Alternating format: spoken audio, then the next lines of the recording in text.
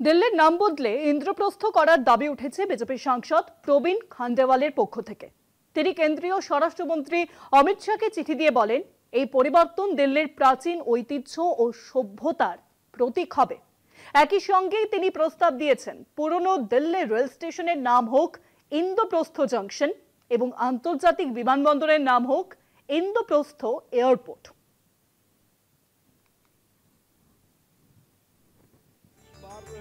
দিল্লির বিজেপি সাংসদ প্রবীণ খান্ডেলওয়াল কেন্দ্রীয় স্বরাষ্ট্রমন্ত্রী অমিত শাহকে চিঠি লিখে রাজধানী দিল্লির নাম বদলে ইন্দ্রপ্রস্থ রাখার দাবি তুলেছেন। তার মতে এই পরিবর্তন দিল্লির প্রাচীন ঐতিহ্য ও সভ্যতার শিকড়কে সম্মান জানাবে। তিনি আরও প্রস্তাব দিয়েছেন যে পুরনো দিল্লি রেল স্টেশনের নাম হোক ইন্দ্রপ্রস্থ জংশন এবং আন্তর্জাতিক বিমানবন্দরের নাম ইন্দ্রপ্রস্থ এয়ারপোর্ট।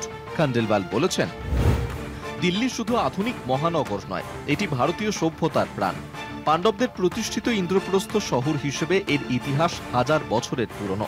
তিনি প্রস্তাব করেন রাজধানীতে পাণ্ডবদের বিশাল মূর্তি স্থাপন করা হোক, যা তরুণ প্রজন্মকে ভারতের ইতিহাস ও সংস্কৃতির সঙ্গে যুক্ত করবে। বিজেপি সাংসদের মতে অযোধ্যা, কাশী, প্রয়াগরাজের মতো প্রাচীন শহরগুলির নাম যেমন তাদের ঐতিহ্য অনুযায়ী পুনরুদ্ধার হয়েছে, তেমনি দিল্লিকেও তার মূল রূপে সম্মান জানানো উচিত। এটা হবে সাংস্কৃতিক পুনর্জাগরণের প্রতীক। উল্লেখযোগ্যভাবে বিশ্ব হিন্দু পরিষদও সম্প্রতি একই দাবি তুলেছিল। এর আগে প্রাক্তন মন্ত্রী বিজয় গোয়েল দিল্লি শব্দের ইংরেজি বানান বদলে দিল্লি করার অনুরোধ করেছিলেন। স্বাধীনতার পর থেকেই ভারতে নাম বদলের প্রবণতা চলছে। রাজপথ, জনপথ থেকে শুরু করে বম্বে, মাদ্রাজ, ক্যালকাটা ইত্যাদি শহরের নামও পাল্টেছে। তবে 2014 পর থেকে বিজেপির হিন্দুত্ববাদী ভাবনা এই প্রক্রিয়াকে ধর্মীয় রূপ দিয়েছে।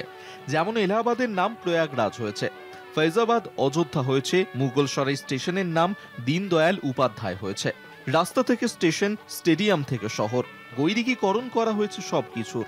সেই ধারারই পুনরাবৃত্তি হলো আবার। কলকাতা টিভি।